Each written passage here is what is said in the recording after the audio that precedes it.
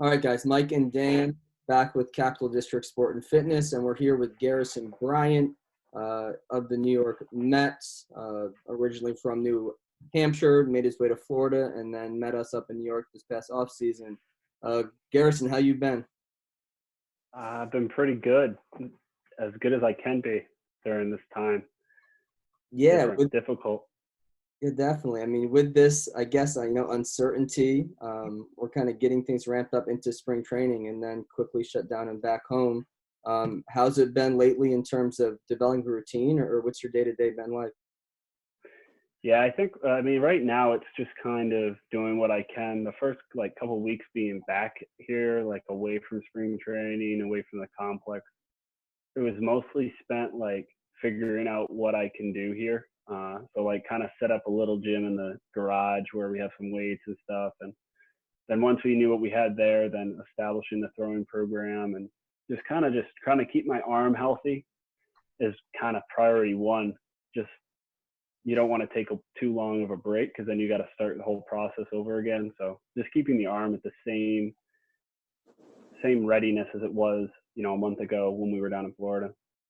What's the, Garrison, what has your throwing frequency been since you've kind of, got off the routine of a regular, spring training? What's the throwing frequency and volume been like since you've had to leave? Well, that's kind of the main. It's kind of like you don't really know what you're going to get ready for. You don't know. It's a lot easier getting ready for spring training because I got to be there February 10th and I got to be off a mound, February 25th, there. So here it's completely uncertain. So it's just trying to keep your arm in a similar routine as what it was during the off season. So I'm throwing 5 days a week. And every 2 weeks I'll throw a six day. I got off a mound about 3 days ago. I got off a mound, and I'll get back on it the 14th. Will be my second bullpen. So it's kind of just following the routine the Mets give me, but then also working with my the facility in Tampa that I've been with for 5 years. So using the Motus sleeve to track my throws, track the intensity of those throws, and then just trying to get a routine going forward. Yeah, and I know you were using that over the winter as well. And I mean, I suppose you're more fortunate having, having a throwing partner here with you in New York and people to track with. Do you know guys who are in a less ideal situation? I mean, not everybody probably has somebody. Yeah, no, I mean, I'm lucky that Aaron's here. Definitely being able to throw with Aaron, but Aaron's also in a different situation than me too because his season's done. He's not going back. So then he's now getting ready for summer ball that might not happen. So his throwing's not as intense as what mine would be because I could get a phone call tomorrow and said, "Hey, you're coming to Florida. You got to be ready to go." But I was on a call yesterday and they said I'm going to get my innings this year, which that means if the season keeps getting pushed back, in the worst case scenario, we're playing baseball in November, on side fields down in Florida against who knows. So my situation is a little different than his just because he knows that he's either playing or not playing. I know I'm playing, but I have no idea where or when that's going to be. So we're trying to do what we can. I throw a little bit more than he does right now just because that's the way the Mets are having it be done. But it's definitely a plus. I know guys that definitely don't have, somebody to throw with. And the worst thing is the facilities being closed. That affects more than just throwing because, I can throw against the net and that's not a big deal, but it's just the weight room is the biggest downside from this whole thing. Yeah, and that's been our big thing lately. It's kind of, I don't want to say playing cleanup, but just constant communication with our high school and college guys and you, just where are you at? What can you get at home? What do you have available to you? So yeah, it's a different scenario. Listen, if minor league baseball wasn't uncertain enough, now you throw in this. So you've been with the Mets for how long, Garrison? My fourth full year with the Mets. And you were drafted out of high school, correct? Yeah, out of high school, Clearwater High School in Clearwater, Florida. And you, how long were you in Florida for? For just high school? I know you were in New Hampshire for a little bit growing up. Yeah, just high school. Just high school. I went to Eastlake High School my freshman year in Florida, and then transferred to Clearwater High School. But we moved down. The family moved down to Florida that summer, going into my freshman year of high school, and that's pretty much it. And football was the main sport in high school? Yeah, it was. I would say the priority following that. Pretty much that schedule of what football was. Football went first. I mean, I missed baseball practices all the time, and I missed some games sometimes just because of either football tournaments or showcases or college visits and stuff.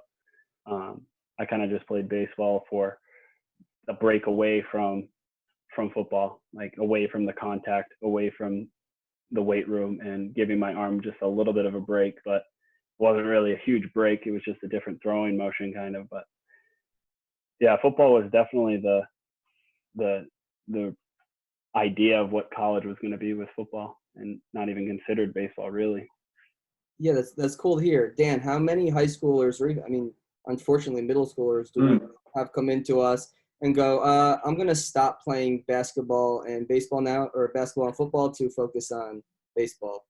Oh, I mean, it happens all the time, and it's. I mean, I personally played every sport that I possibly could, and it happens all the time. And I'm curious for you, Garrison, if you feel like what do you feel like playing multiple sports did for you?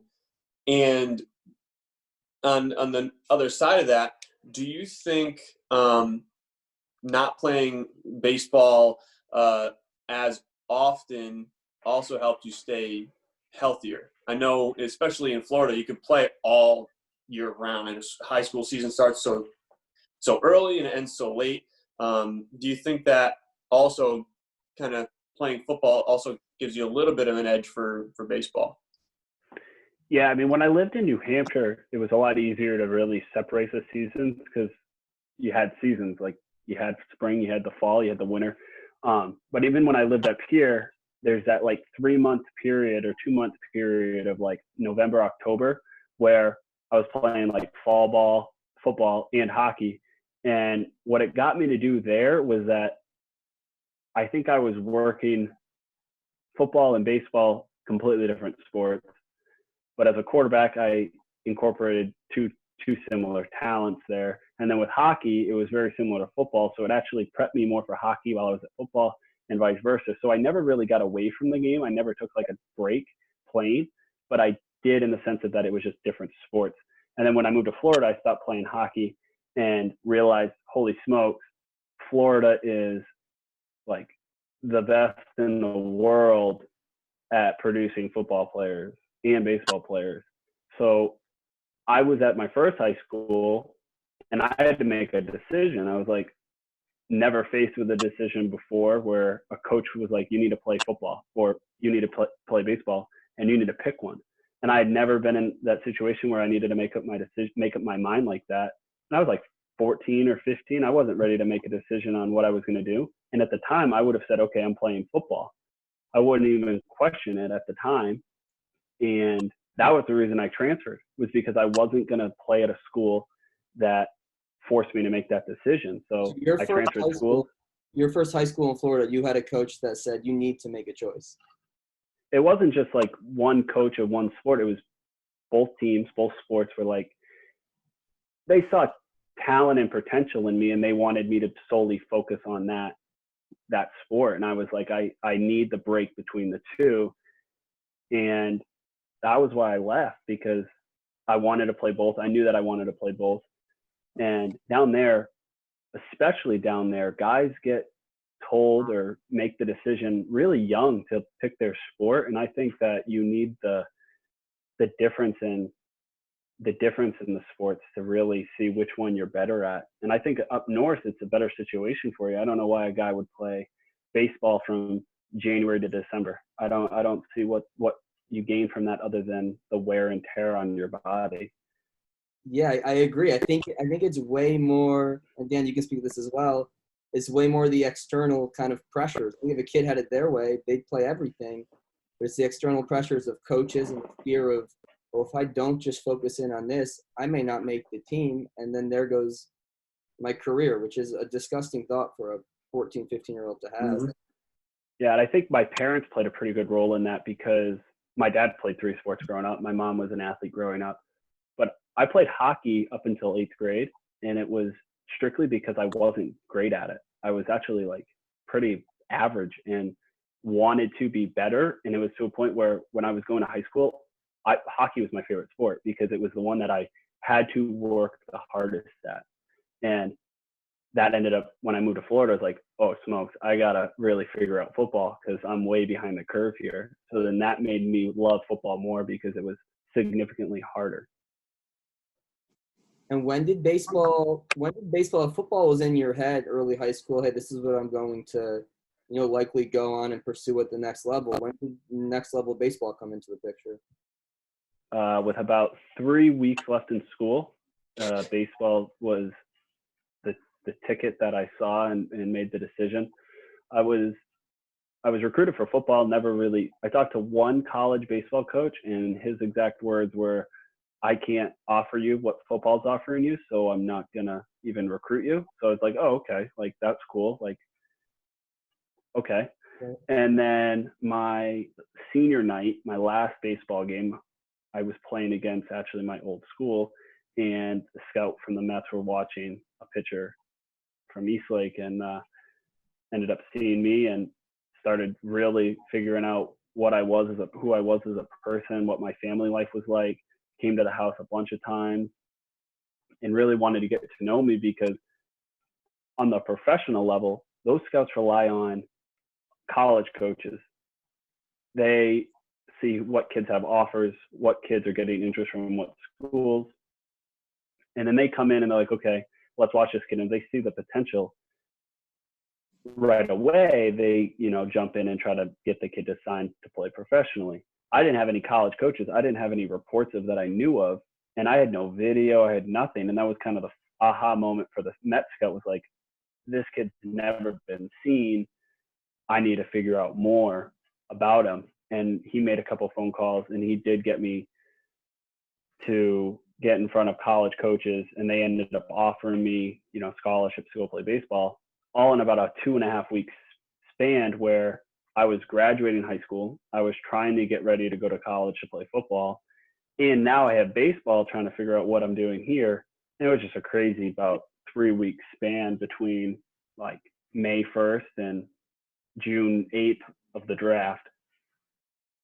Was all that change or just like you had this vision of what the fall would be like or your next even 3 or 4 years of your life change within, like you just said, a matter of 3 weeks? Yeah, I mean, it was a matter of like maybe 10 days because I was supposed to go to college to play football on June like 4th. I was supposed to report. That's when summer workouts and summer classes were starting, was like that June 4th. And the draft was the 8th.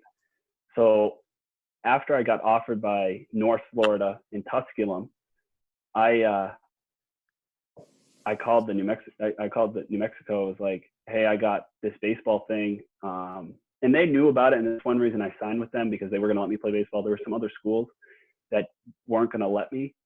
And they were like, their head coach, who's a great guy. And he was just like, yeah, play baseball, see what it does. Whatever window opens there, look through it. And if it's better than what we can offer, take it. And that's exactly what happened. It was just the window was much brighter. And I could see myself playing professional baseball from the time I was 6, but I never thought of myself playing college baseball. So then this was like, oh, perfect. This is the exact scenario that I always thought of, but never really thought it was possible. Mm-hmm. So yeah, that 10-day period was crazy. It was a lot of stress. A lot of change fast. And Dan, I know you handle a lot of our high school pitchers at the gym and around the facility. I guess, Garrison, how much work has it been for you, to kind of take what you had in high school and develop it to where it's at now? Well, I always said, even growing up, that there's a huge difference between like football players and baseball players. So I took the mindset of a football player and brought it to baseball, and it was helpful. But then I also struggled so much early. Like my first 2.5 years, I was not ready at all, talent wise, maturity and physically. I was working on getting ready to be a professional. But talent-wise, I was so far behind the curve. I didn't know what to do. I barely knew how to really pitch. I was just trying to go out there and do what I could. And I mean, I was in contact with a lot of, influential people, and especially my scout. He was like, "You're gonna get rocked your first couple of years. You just need to take it and learn." And that's what I think I did best, was I just watched people that were having success and I emulated what they were doing to be successful. And it's formed my routines and my just idea of how to pitch at that level, and it's paid off in the last year and a half. Yeah, because last year was and correct me if I'm wrong, was your real breakout year in the Mets organization in terms of winning the championship with the Cyclones. And what was the biggest thing that changed for you heading into last season? I think it was just confidence. It was just knowing that I had to have a good year. I was, in my head, I was on a bubble of, if I don't have a good year, what's going to happen? And you never want to be in that frame of mind about anything, I think. And I was in that frame of mind every day for the entire off season. It's like, if I have a bad year, what is going to happen with my career? And that's when I really started looking into, I don't need to be the best player on the team. I don't need to be the best player in the stadium, like in the organization. I just got to be the best player that day on the field, because I'm pitching every 5 days. And it was, what can I do to be better than every guy I played that day? And I started watching guys that were at the big league level, at the minor league level, that were having good success. And I think they carry his similar motto, just how can I be the best I can be today? And for me, it was just doing what I do well, which is throw strikes. So not trying to overpower guys, and just throw strikes and see what happens, and success followed with it. Now, Garrison, this was, correct me if I'm wrong, this was your third official off season, correct? Like full off season. This was my third full off season. Yeah. What have you focused on, in these off seasons to kind of improve? And was there, maybe one off season where you felt like it was, kind of a turn the corner type of, however many months that off season ended up being? Well, I will say I wasted my first off season. I didn't know what I was doing. I was 18 and didn't have any idea what to do, because it was just completely new to me. I didn't really have anybody that knew what to do. And I just kind of, I wouldn't say I wasted the whole off season. I wasted the first 3 months, because people were saying, hey, take a break. You had a long season. And I wasted that time. And it put me in a horrible situation come spring training the following year, because I definitely wasn't strong enough. I wasn't ready mechanically, and it showed. I mean, I had a bad year. And then the next year I was like, okay, you know what? I got to figure this out. And I got with a really good facility in Tampa, and they started giving more structure. And then I also learned a ton during that off season. So I would say the most important one that I've had would probably be my second off season, just because that's when I made the connections with people that I knew. And so I started looking at baseball from a more analytical standpoint, which is what I did in football, like watching film, watching video, looking into, game plans and scouting reports. I started doing that with baseball, and that made a huge difference. And I didn't really see it right away. I saw it this year, though, making my own reports about the hitters I'm going to face and making a game plan for what I'm going to do every day. And I think it continued at the facility this year. Was, it was a different facility, but I also had gone through the negatives of what I did 3 years ago. And I knew, okay, I got to work out 4 days a week. I got to get my body comp down. My arm needs to be ready. My arm needs to be healthy. all things that I learned over the course of a couple of years. So I would say the most important off season I had was probably my second off season. But every off season's gotten better. I've gotten in better shape. I've gotten stronger. I feel better. And it's just because you kind of learn different things. You got to learn what works and what doesn't. I think that's important. And hearing you say too, like having, and you went through some hardships to learn that, but having like a mapped out plan. So my body's gonna respond best if I train 4 times a week, and take this time off and throw this many times. Opposed to just haphazardly going through, whatever you feel like it on each day. How has it been? This was your first offseason in New York. A big change for you? Yeah, it was a big change. I think it was easier than being in Florida, for the sense of that when in Florida you have a lot of like distractions, just not negative distractions, but just distractions. Like you can go to the beach any day you want. So it's okay, am I going to work out this morning, or am I going to go to the beach or golf? Like that was a real question. And I know a lot of guys ask that question throughout the off season when they're in places they can do that. And here it was, am I going to go work out, or am I going to go work out? Because it's like, there's really not much more you can do right now. So I think that was a big change. I mean, the weather's a change, but I kind of like the snow, so that was not a huge deal. But I don't know, it's just the facilities and just the ability to go in every day and just get work done makes you feel good, I think. Definitely. So in terms of getting into minor league baseball, is it what you pictured it would be? Harder? Differences? What do you feel? Minor league baseball.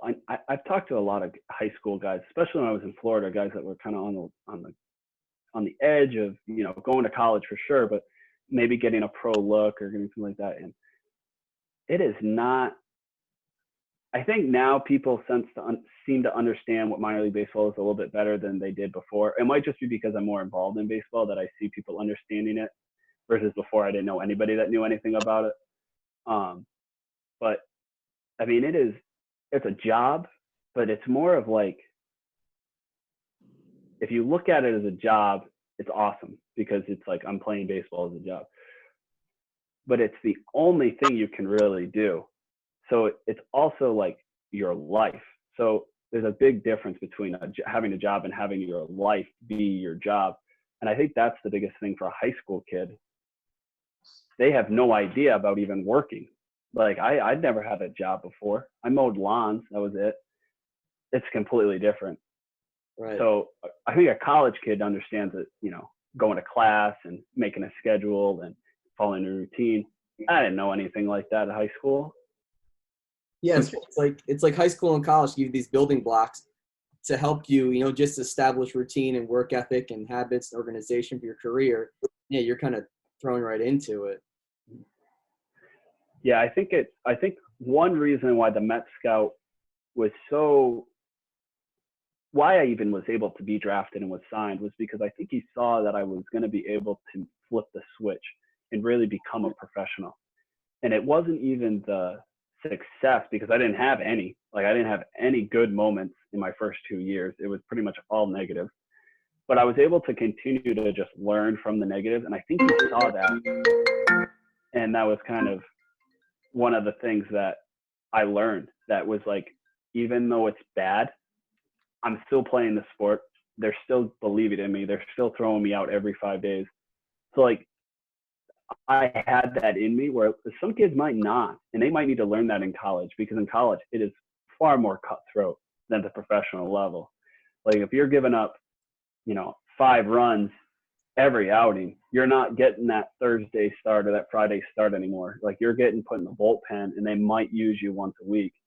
Versus pro ball, it's, you're following a plan. We want you to get 70 innings this year in short season, or we want you to get 140 in full season. We don't care what happens to you. Like you need to grind through it. And I think that's the biggest difference, that if guys aren't mentally ready to be in a bad situation on the mound, then I think college gives you that little bit of a head start to learning how to deal with adversity.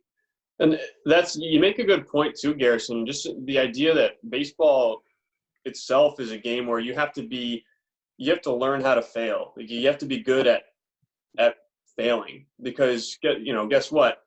You're not going to get a hit 7 out of 10 times, but if you're getting hit 3 out of 10 times, you're going to be in a lineup. You're not going to throw a shutout every time, right? You're not going to strike everybody out. You're going to give up runs here and there, but how important for you has it been, learning and accepting certain failures that are bound to happen in a game like baseball? Well, my biggest problem I have is, say I go in the first and I give up a 3-run home run. I go to the dugout and I'm not mad I gave up a home run. I'm not. I'm frustrated that now my mind tells me, okay, you need to throw now 15 innings of shutout ball to get your ERA remotely close to what it just was before you gave up that home run. So, like, that's my biggest weakness. I sit there and I know the numbers, and that's really difficult. And that's kind of an adjustment I need to continue to learn, because it's just tough. And it's everything when it goes bad, goes real bad. But you got to know that if it's continuing to be bad, there's a reason why it's bad.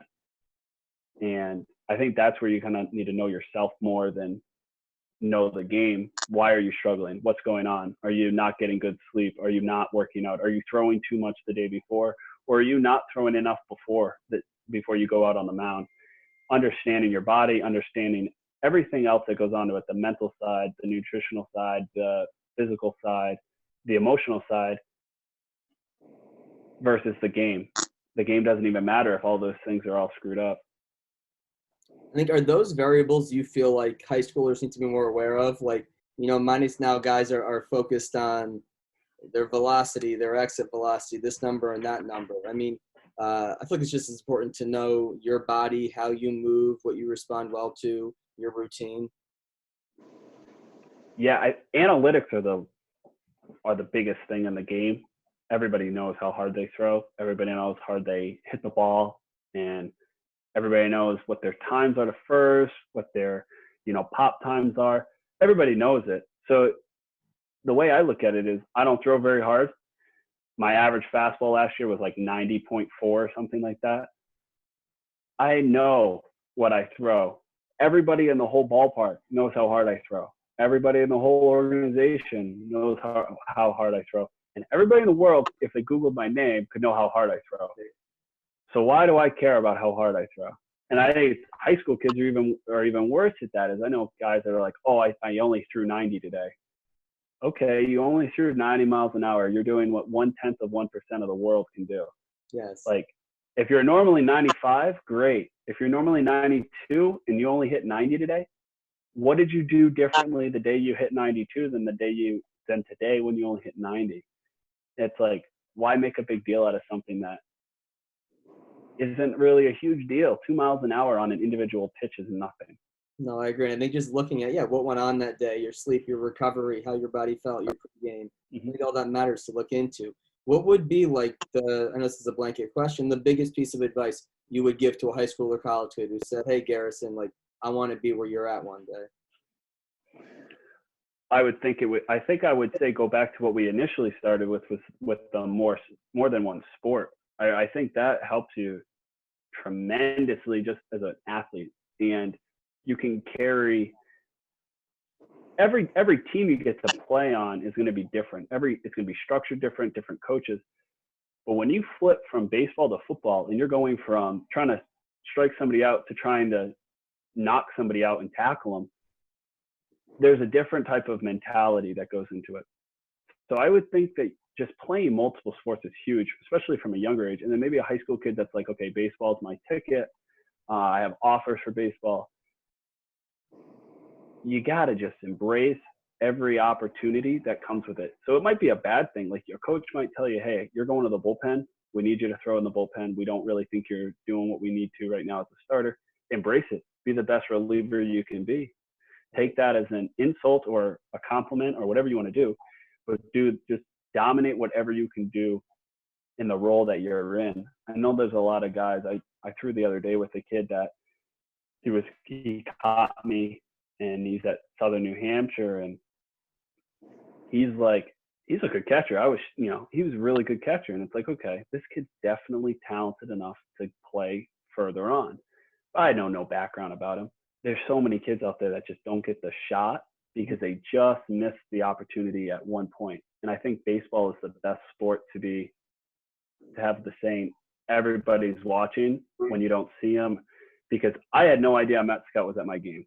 I had no clue. And I didn't even know until about 3 days later that a Met scout was there, because I thought it was kind of a joke at first. So take every opportunity you get, and don't regret failing, because somebody's going to watch you succeed eventually, I think, is probably the way I would look at it. Oh, definitely. No, I think we covered a lot. Dan, anything else you feel like you want to go over? My last question, what is your advice for kids who are stuck home now and, maybe their school seasons are canceled, high school kids aren't sure yet, what is your advice on kind of taking advantage, or your personal advice on taking advantage of, this time off that everyone has right now? Well, this is the best possible scenario for an athlete to get better, because I know there's guys that aren't doing the thing right now, and I know there's guys that are working out 2 days a week right now. Take the time where you are being given a chance to get better on your own without having to compete with anybody else or having to be told what to do. Just take this time to just absolutely embrace you as an athlete. And I think high school guys probably would have benefited the most from this, even though they might get screwed out of their senior year and all that stuff stinks. But this is the time for everybody's in the same boat as you. There's not a single high school kid that's playing high school baseball right now. There's not a single minor leaguer, not a single major leaguer. Nobody in the country is playing baseball right now. So how can I get better today? And I think that's probably the most controllable thing you have, is what am I going to do today? And also, excuses are easy to come up with right now. Mm-hmm. There's a lot of excuses, but for every excuse you have, you got to have 3 or 4, solutions. And this is the time to be creative and figure out what those solutions are to the problems you have. No, that's true. No, that's very well said. If there was no baseball, what would you be doing, Garrison? Well, actually, we just cleaned out our room and found some insurance study guides. Yeah. And I was like, you know what? I could sell insurance. I think I'd be a good insurance salesman. So actually, I just had that aha moment today. It was like, you know what? That's not a bad idea. But I'm taking college classes still, so I'm trying to work towards a degree. And this is a good time, too, because it's a lot of, I don't really have to schedule baseball around school or school around baseball, rather. Right. But just being able to do that and get that done every day to kind of pursue that. And that's the best thing about pro ball, is that they're paying for my school, and you're an idiot if you pass on that. Right. Because you can't beat that. Garrison, other than, insurance, have you picked up any other hobbies since you've had this time off? Oh, I've not picked up the insurance hobby. I saw a book today, and I think I'm going to pursue that. No, hobbies. I've been cooking breakfast, and I think I'm a pretty good breakfast cook. I failed this morning with a little rendition of a breakfast sandwich. I tried to change it up a little bit. It didn't succeed like I had hoped. But no, I've become a decent breakfast cook, and I think that that's probably the only thing I've picked up on. I'm trying to think. I don't think I've done anything else. That's pretty good skill to have, I think. No, yeah. And the golf courses today, they were open for about a week, and they were letting people go play, and then they just shut them down about an hour ago. So that's awful. That was easy something to do. Right.